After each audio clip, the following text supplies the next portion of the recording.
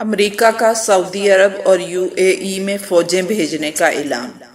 امریکی وزیر دفاع مارک ایسپر نے پینٹاگون میں ہنگامی نیوز کانفرنس کرتے ہوئے بتایا کہ امریکی صدر نے سعودی عرب میں اضافی فوجی بھیجنے کی منظوری دے دی ہے۔ امریکی وزیر دفاع کا کہنا تھا کہ امریکی فوجی متحدہ عرب امارات میں بھی تعینات کیے جائیں گے۔ انہوں نے بتایا کہ امریکہ نے اضافی فوجی بھیجنے کا فیصلہ سعودی عرب کی درخواست پر کیا، تاہم فوجیوں کی تعداد اور ہتھیاروں کی نوعیت کا فیصلہ بعد میں کیا جائے گا۔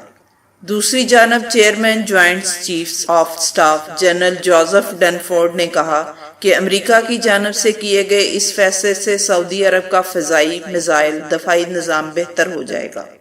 امریکی فوجی سعودیہ بھیجنے کا فیصلہ عائل تنصیبات پر حملے کے بعد کیا گیا، تاہم امریکہ ریاض کے سلطان ایئر بیس پر پیٹریاٹ میزائل دفاعی بیٹری نصب کر چکا ہے، جبکہ ریاض کے سلطان ایئر بیس پر 600 امریکی فوجی پہلے سے ہی موجود۔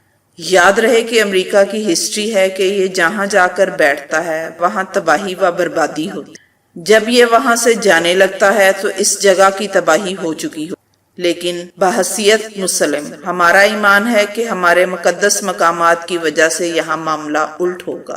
امریکہ جو افغانستان سے تھوڑا بہت بچ چکا ہے وہ یہاں آ کر تباہ ہوگا۔ واضح رہے کہ ایک ہفتہ قبل سعودی عرب میں آئل فیلڈز کو نشانہ بنایا گیا تھا، جس کے باعث دنیا بھر میں تیل کی رسد کو نقصان پہنچا تھا۔ امریکہ نے الزام لگایا تھا کہ ان حملوں میں ایران ملوث ہے۔ ایران نے ان حملوں میں ملوث ہونے کے الزام کی تردید کرتے ہوئے اسے حوثی باغیوں کی کارروائی قرار دیا تھا۔ ادھر امریکی صدر ڈونلڈ ٹرمپ نے ایران کے مرکزی بینک پر پابندیاں عائد کر دی ہیں۔ انہوں نے کہا کہ یہ کسی بھی ملک پر نافذ کی جانے والی سخت ترین پابندیاں ہیں۔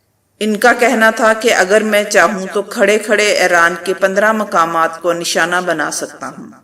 صحافیوں کو مخاطب کرتے ہوئے ٹرمپ نے کہا کہ میں آپ کے سامنے ایسا کر سکتا ہوں، لیکن اس سے سب ختم ہو جائے گا، پھر آپ کے پاس رپورٹ کرنے کے لیے ایک بڑی سٹوری آ جائے گی۔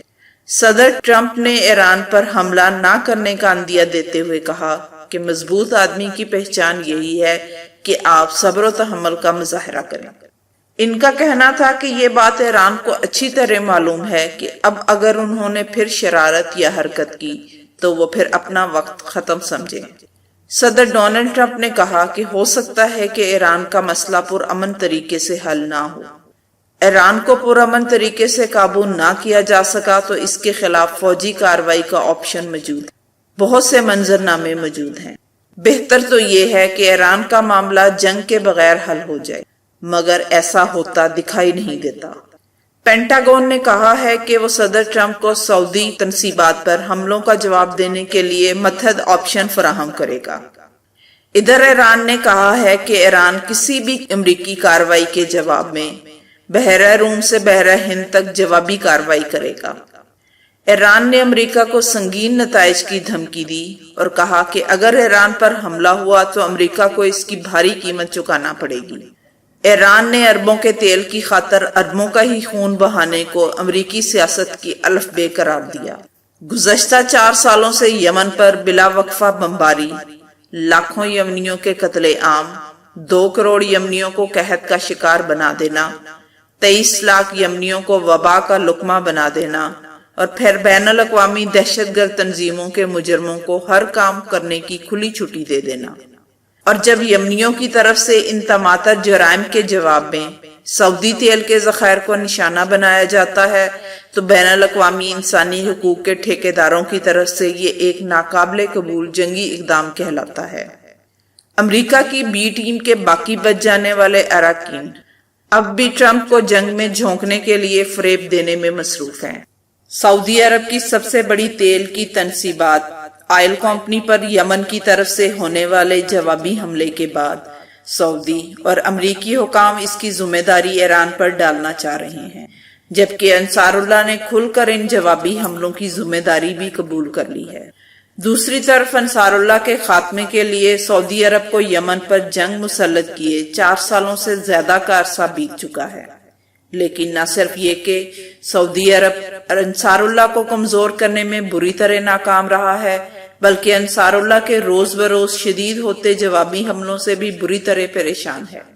سعودی عرب کے سیکیورٹی ذرائع نے اعتراف کیا ہے کہ سعودیہ کے پاس اہم تنصیبات کی حفاظت کے لیے کوئی حقیقی صلاحیت موجود نہیں۔ ایک سعودی سیکیورٹی تجزیہ کار نے رائٹرز کو بتایا کہ سعودی عرب کے لیے عائل تنصیبات پر حملے امریکہ کے 9/11 حملوں جیسے ہیں، جس کے بعد خطے میں حالات تبدیل ہو جائیں گے۔ ہماری تنصیبات کھلی ہیں اور سعودی عرب کے پاس ان کی حفاظت کے لیے کوئی حقیقی صلاحیت موجود نہیں۔ سعودی عرب کے سیکیورٹی ذرائع کے مطابق ریاض کئی سالوں سے ممکنہ ڈرون حملوں سے آگاہ تھا اور ان سے بچاؤ کے لیے مشاورت بھی کی جا رہی تھی، لیکن حملوں سے بچاؤ کے لیے کوئی نئے ہتھیار نصب نہیں کیے گئے۔ اربوں ڈالر سے خریدے گئے فضائی دفاعی نظام اور جدید امریکی ہتھیار کہاں ہیں جو ہم نے ریاست اور اس کی عائل تنصیبات کے تحفظ کے لیے خریدے ہیں؟ رائٹرز کے مطابق سعودی عائل تنصیبات پر ہونے والے حملوں سے واضح ہو گیا کہ سعودی عرب اپنے دفاع کے لیے کتنا تیار ہے۔ رائٹرز نے اپنی رپورٹ میں مزید کہا ہے کہ حوثیوں کی جانب سے ہوائی اڈے، آئل پمپنگ سٹیشن اور شیبہ آئل فیلڈ پر حملوں سے واضح ہو گیا کہ سعودی عرب کی دفاعی صلاحیت قابل تسخیر ہے۔ مشرق وسطیٰ میں ایران کے پاس جدید صلاحیتوں سے لیس بیلسٹک اور کروز میزائل موجود ہیں جو سعودی عرب کے دفاعی نظام کو بآسانی شکست دے سکتے ہیں۔ سابق امریکی وزیر خارجہ لیون، جو قبل ازیں امریکی انٹیلیجنس ایجنسی CIA کے چیف، وائٹ ہاؤس کے چیف آف سٹاف، امریکی مینجمنٹ اور بجٹ کے آفس ڈائریکٹر سمیت بہت سے بنیادی عہدوں پر کام کر چکے ہیں، نے ایران اور امریکہ کے درمیان ممکنہ لڑائی کے حوالے سے کہا کہ میں وزیر دفاع ہونے کے ناطے ہمیشہ سے ایران پر حملے کے حوالے سے پریشان رہتا تھا، کیونکہ یہ حملہ شام یا عراق پر حملہ کرنے جیسا نہیں، اس لیے کہ ایران ہماری فوجوں کو اپنے میزائلوں کے ذریعے نشانہ بنانے کی پوری صلاحیت رکھتا ہے۔ سعودی عرب پر ہونے والا جوابی حملہ ہم پر نہیں ہوا کہ ہم بھی اس جنگ میں کودنے کی خواہش کریں۔